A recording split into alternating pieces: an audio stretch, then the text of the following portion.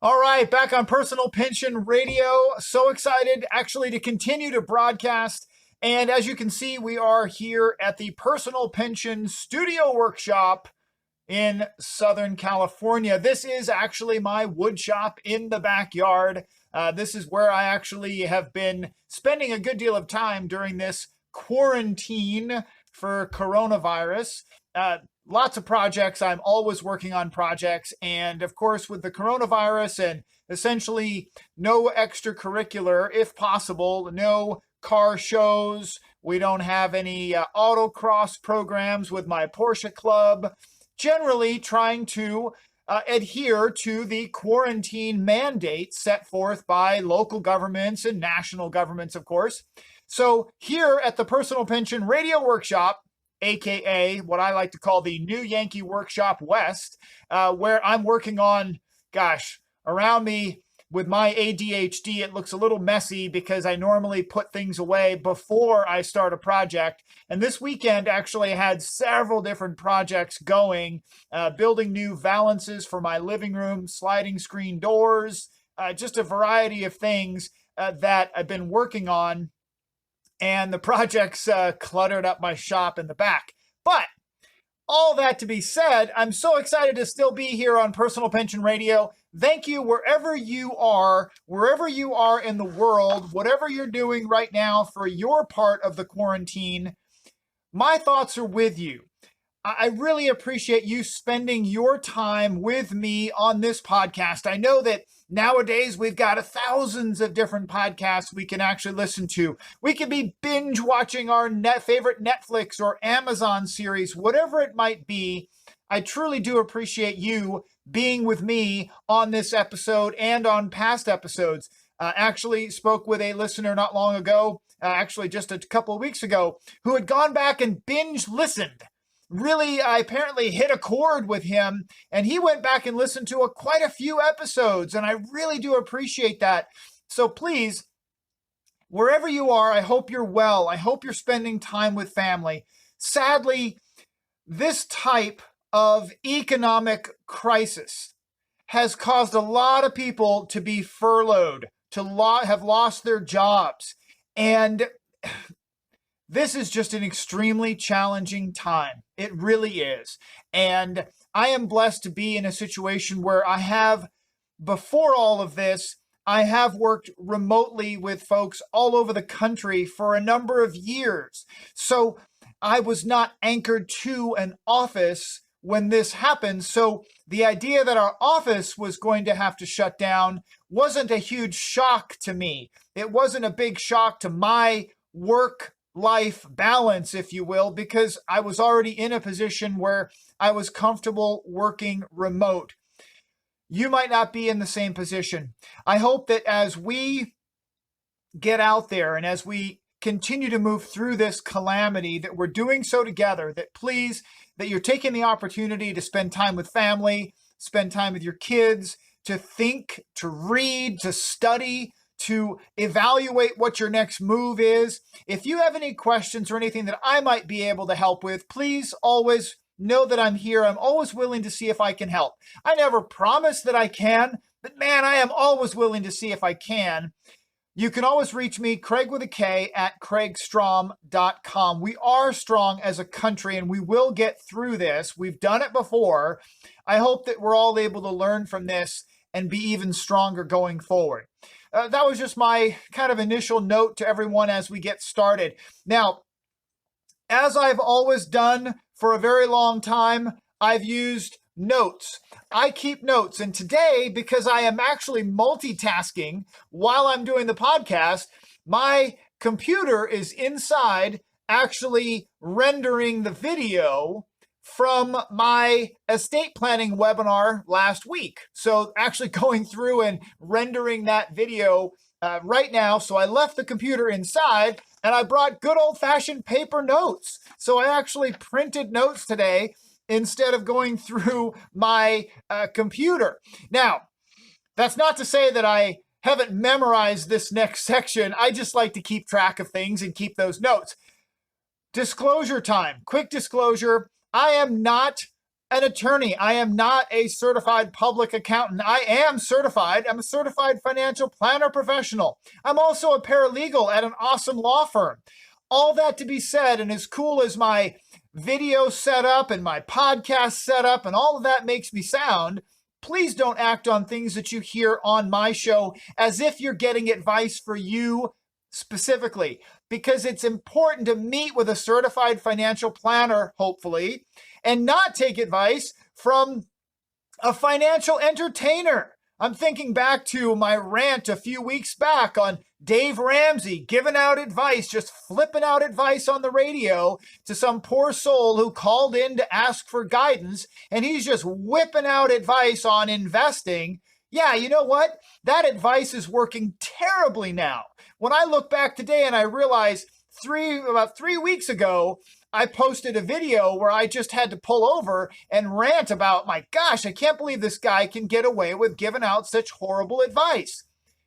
That's all coming back around now to say this. Please don't act on things that you hear on even my show. Although I am an actual certified financial planner professional, an actual investment advisor representative, I actually have all of those regulations and oversights and things out there for your best interest in mind. So what? Don't act on things until we've had the opportunity to actually connect. We can do a webinar, a Zoom meeting. We can go face-to-face and talk about your specific situation.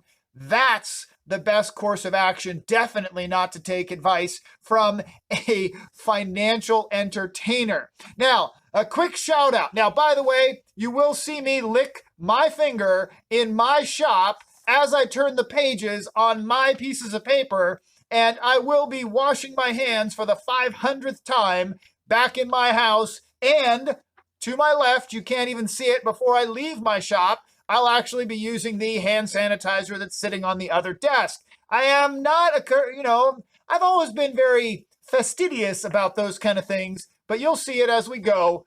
No need to leave the comments in the post or send me an email about it. Now, a quick shout out, something that I wanted to actually bring up. It's this shout out in general to folks that I've gotten support from. I have been on this quest for lifestyle deflation, this idea of lifestyle deflation. And I want to give a quick shout out back to Gina Zakaria. Hello out there, Gina. I'm going to definitely send her a link to this, and I'll tag her on my Facebook and my Instagram post. Gina is the frugal convert. I interviewed her back on episode 215 of my podcast, and I really want to give a shout out to Gina. She crossed my mind today as we're going through this coronavirus, this period of time where, for a lot of people, myself included, but I'm always this way, money is always tight. I'm blessed to have had excellent success in my work and been really very, very blessed in that respect. But my mindset is always in that: be cautious, be efficient, be frugal, be mindful about your money. And I was reminded about my interview with Gina, and Gina said this in a money.com article that she had posted. She said, "I work hard for my money. I deserve to spend it," was how she used to think about money. And now she thinks about it: I work hard for my money. I deserve to keep it. That is the difference, that conversion from this constant consumer marketing mentality to bringing it home and keeping it home and making sure to actually preserve it, to be more frugal, to be more mindful with your money. And man, I was thinking about that today as Amy, my wife, and I, we're evaluating our finances personally in this whole situation. Thankfully, we had all kinds of food storage and preparation, and we had plenty of toilet paper and all those kind of things. But I am a bit of a prepper, not a full-blown doomsday prepper, but I actually had, over the last number of years, I had actually built up a very good collection. My wife and I together, it wasn't just me, built up a very good collection of all of the emergency supplies that we might need to be able to function for a long time. In addition to that, my wife Amy and I are both extremely conscious of how much we spend. Some of you have listened to my episodes where I've talked about budgeting. We don't particularly set a budget. We actually talk about, or we track how much we actually spend, when we spend it, where we spend it. We follow our cash flow, and we're extremely careful about buying things to always try and buy them on sale, at a discount, buy them on Craigslist, on OfferUp, always looking to be efficient with our spending before we just simply pay retail. And that all comes now today really into this amazing clarity when I was thinking about this episode to say, wow, shout out to, for example, to back again, like I said, to Gina, that this quest for lifestyle deflation has put us in a position, my wife and I, in a position to be able to live okay. We're all right. We don't have crazy car payments. We don't have loans on our iPhones and TVs, and we're not living beyond our means. We're not living up against our means. We're actually living well below our cash flow. Below that, we're living very well, but we haven't let our expenses and lifestyle rise up to meet our ability to pay for it. We actually have been able to really get comfortable with that idea that it's okay to seek out a good deal, right? It's all right to seek out a really good deal. Now, let me jump into segment number 1 today, this idea of watch your step. That's always been the first segment, and some folks have said, you should change that, Kraig. Well, I don't know what to change it to because I really love the idea of watch your step. And as a reminder, it goes back to my days as a kid working on the farm. Really, I remember like raising my daughter, Madeline, and that kid was, she was shocked when I actually followed through with, she would learn how to mow the lawn.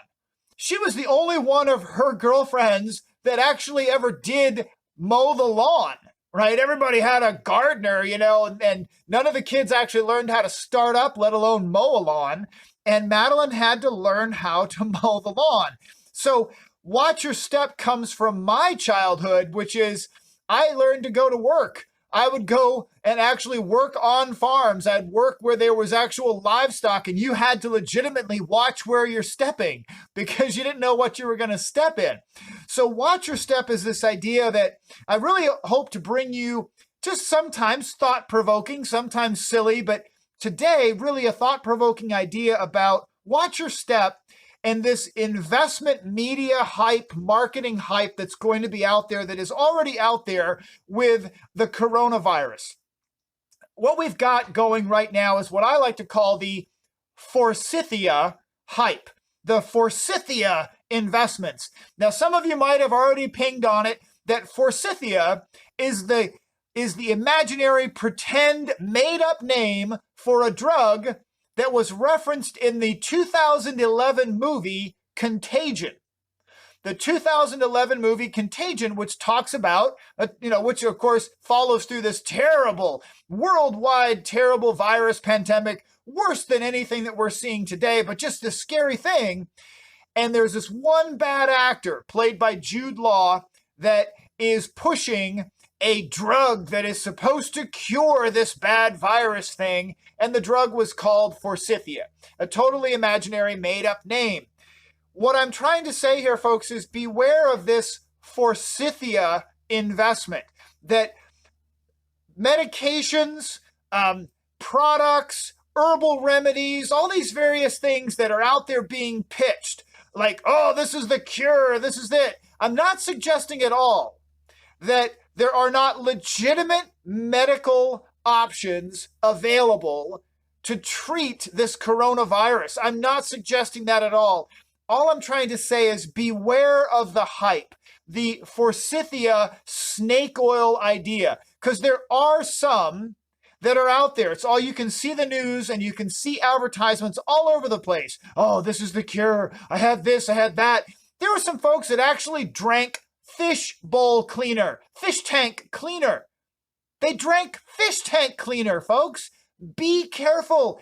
Be careful, okay? When you're out there, watch your step. Also, thousands and thousands of advertisements all the time with get rich things, invest in that, invest in this, buy that. All of that is still there. And now a million more of those get rich quick investment type things are out there on Instagram and on YouTube and on Facebook and everywhere. Be careful. Use some good, solid, basic common sense. Don't lose sight of thinking carefully before you jump into things. Okay, please. There's going to be, I've already mentioned it a couple episodes ago, investments in general are back on sale. The world has been kicked in the kneecaps as far as the economic world, and the financial world has been just kicked in the kneecaps. So investments in so many opportunities are now back on sale. So don't lose sight, though, of the good, solid basics. And on that note, I wanted to take the second segment of my show and actually talk about my take on just good fundamentals of building your financial castle, of constructing a financial castle. And I want you to think about it that way. Think about a financial castle, right? You think about a financial castle. Castles of old, the wealthy of old would build a castle to protect all of their valuables and their family. Now, if we go back to the way those castles were built, they were built first in a defensible position, on a high mountain or a high atop of a hill with a body of water around them. They were in a position where you had a big moat with crocodiles and dragons and Mel Gibson riding around on his horse, with hot oil and spears. Folks, think about building your financial house just like building a castle of old. You've got to build it first in a defensible position to keep any people, actions, outside world at bay. And that's going to be things like, in our world today, it's going to be homeowners insurance, maximum liability protection. How many times have I talked to folks who say, oh, yeah, I got plenty of insurance. Well, what's your liability limit on your homeowner's policy? $100,000. What? $100,000?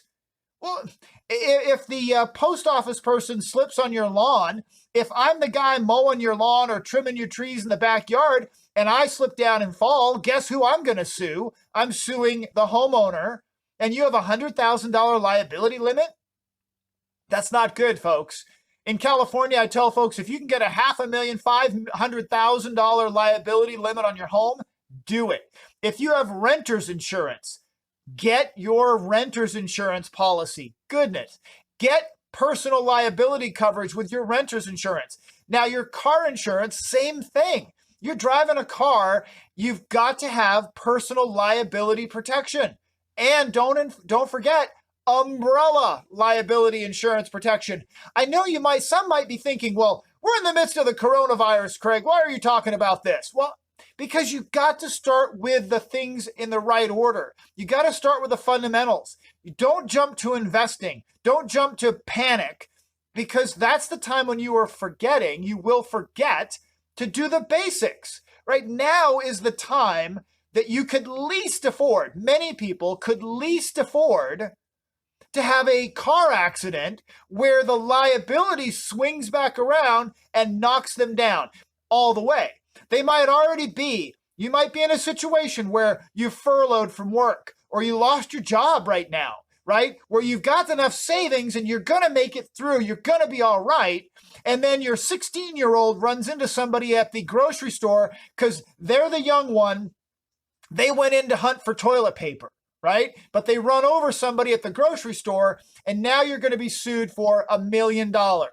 And you have a $200,000 limit on your car, right? Folks, Get your protection in place now before something even worse happens that could actually wipe you out. Okay? So when you go through protection, homeowners, renters insurance, car insurance, maximum limits. Don't forget uninsured motorist at maximum limits. If you haven't checked your uninsured motorist and you're listening to me right now, please stop, pull over, get your policy out and put your finger on what is your uninsured motorist liability limit. And if it's less than $250,000, that's a problem.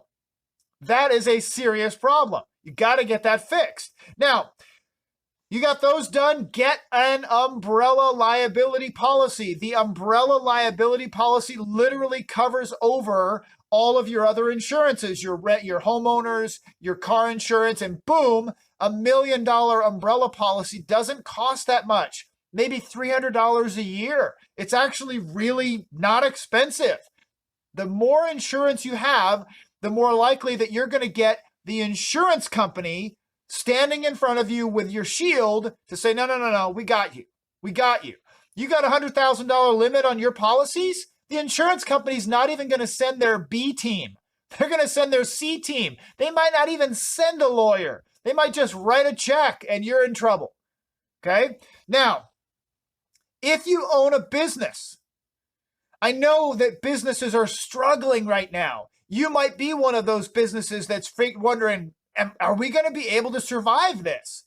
Just think, if your business insurance actually included business interruption insurance, when this crisis is over and you have the opportunity to relook at your business insurance policies, could you buy business interruption insurance? Yeah, you can. You actually can. But I've talked to so many business owners is that I don't need that. I'm no big deal. My business will keep going. With or without me, I'm fine. Well, what if the world shuts down? Just like now. What if the world shuts down and your business isn't going anymore? Now that business interruption insurance that you missed the conversation on sounds pretty darn good. You do have an opportunity today to actually deal with your insurance protection to safeguard your business. If you're on track, I talked to one of my clients today. They are on track to make their way through this coronavirus. As tough as it is, they followed the advice from my advice and the advice of their CEO peers, and they had really good cash on hand. They are going to make it through this. This is a perfect opportunity to make sure that your protection is done right, because that final straw that could break so many businesses could be an unexpected liability. And I talked about it in a recent vlog episode that one of the things that a lot of folks are not paying attention to is this idea of liability coming from lawsuits. There's going to be a ton of lawsuits filed in the next 6 to 12 months. People who are financially up against the ropes, that are not prepared, they are hurting bad, and they might be inclined to take actions that they would not otherwise take, meaning they might start looking for people to sue. They might be more inclined to go after a lawsuit. That's where you've got to be protected. Get your protection wrapped up solid. So building a castle, number one, let me use the finger. Number one, you've got to have strong protection. Number two, the number two most important thing about a castle is that it must be built on a rock solid foundation so that you can weather the storm. In the financial world, in my world, what I suggest, that is cash. That is cash. That if you've got cash on hand, you are able to weather an economic storm.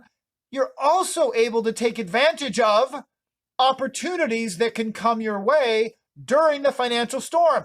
I spoke with another client today who is really excited that she has a significant amount of cash on hand. Even though her investment advisors and bankers said, well, we could help you with that cash, we could help you invest it, or you could spend that money on this or spend that money on that, she had stood her ground and maintained cash. So she is now looking at all of her competitors, wondering who might falter.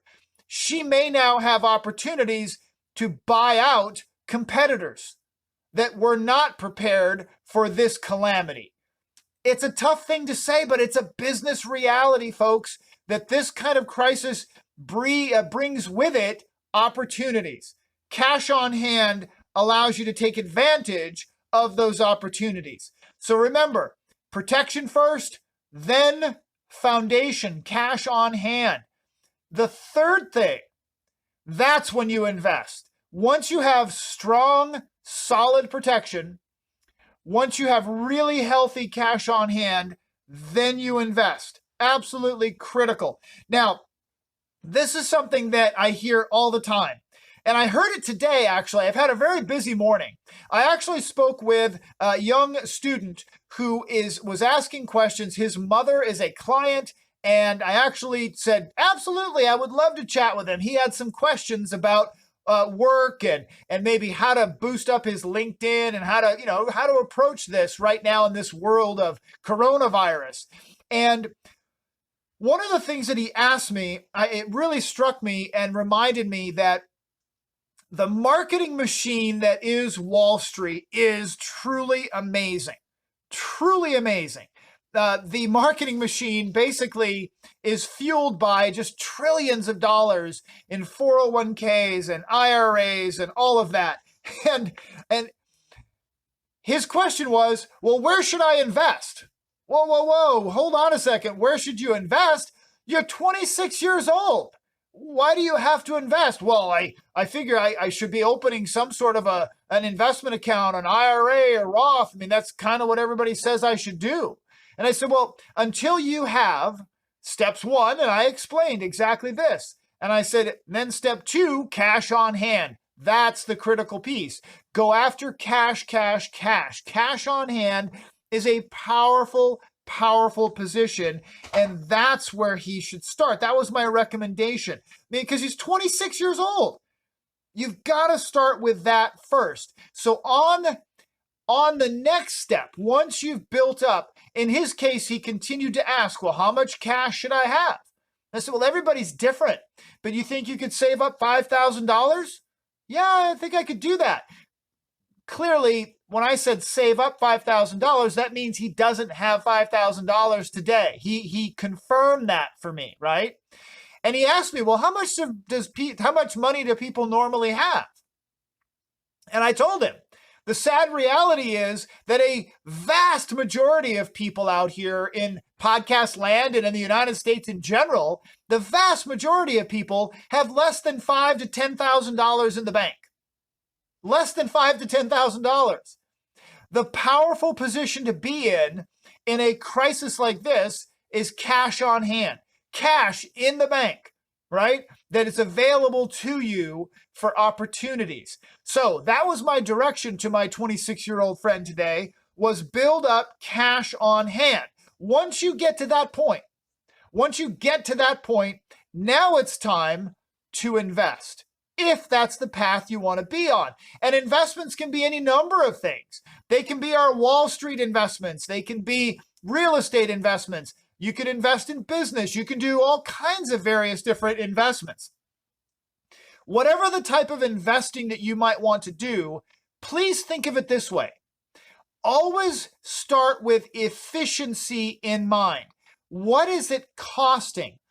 The all-in cost, all the little nitty-gritty little nibbles on your money. Be mindful of the cost associated with your investing. That's a part that a lot of folks miss. A lot of folks miss questioning how much it costs. Well, this is our rate of return. So what?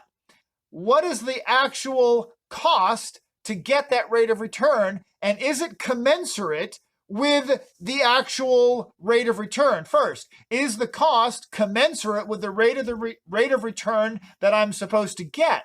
Could you get a similar rate of return for a lot less money? My experience has been the answer to that question is yes, yes, yes.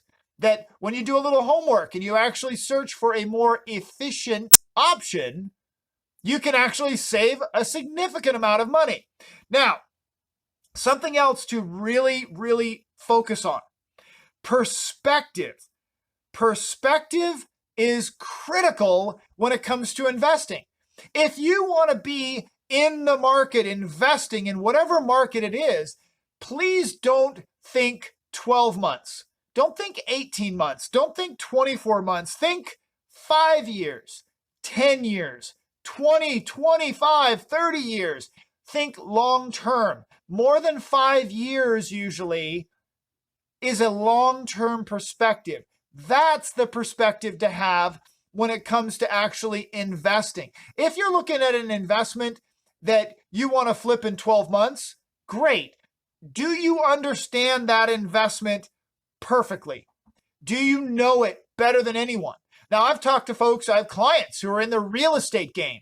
They are in the real estate business. And I say to them all the time, real estate investing in general is very risky.